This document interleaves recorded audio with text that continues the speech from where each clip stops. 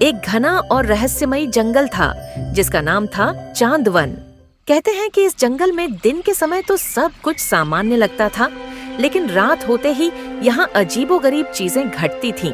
जंगल में तरह तरह के जादुई जीव रहते थे, जैसे चमकीले पंखों वाली तितलियां, पेड़ों पर चमकने वाले नीले फल और रहस्यमयी ढंग से झिलमिलाने वाले फूल। इस जंगल के बीचों बीच एक चमकीली झील थी जिसे लोग चांद झील कहते थे। गांव के बच्चों को अक्सर चांदवन के बारे में डरावनी कहानियां सुनाई जाती थीं, लेकिन एक लड़का था जिसका नाम था नीरज। नीरज को रहस्यमय और जादुई चीजों से बहुत लगाव था। एक दिन उसने तय किया कि वह चांदवन के जादू को खुद अपनी आंखों से देख। उसने अपनी पोटली में कुछ खाना और पानी रखा और निकल पड़ा जंगल की ओर। जंगल में प्रवेश करते ही नीरज ने देखा कि वहाँ की हवा में एक अलग सी खुशबू है। पेड़ बहुत ऊंचे और घने थे, जिनके पत्ते हरे के बजाय नीले और बैंगनी रंग के थे। जैसे जैसे वह आगे बढ़ता गया, उसे अजीबोगरीब आवाजें सुनाई देने लगीं।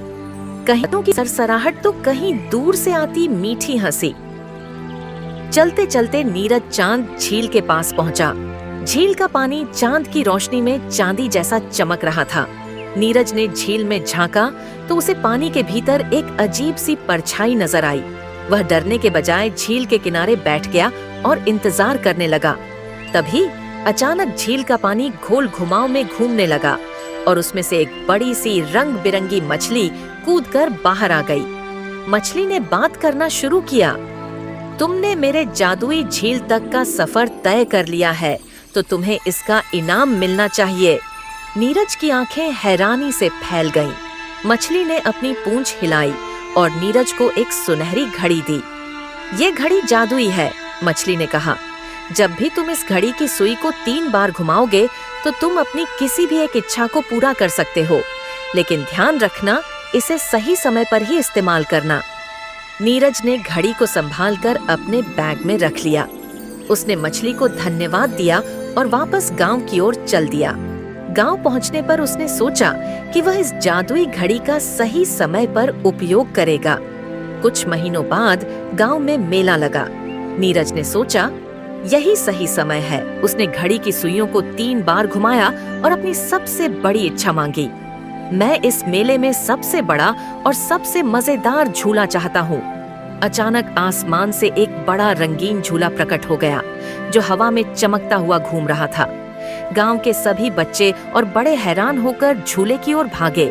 हर कोई उस अद्भुत झूले पर चढ़कर झूलने लगा। झूले में से हंसी की मधुर आवाजें आ रही थीं और सबका चेहरा खुशियों से चमक रहा था। झूले के नीचे खड़ा नीरज मुस्कुरा रहा था। उसने समझ लिया था कि जादू का सही उपयोग कब और कैसे करना चाहिए।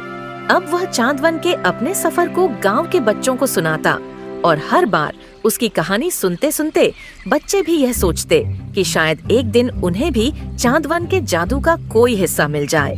और इस तरह नीरज ने न सिर्फ खुद का सपना पूरा किया, बल्कि गांव के सभी बच्चों को भी खुशियों से भर दिया।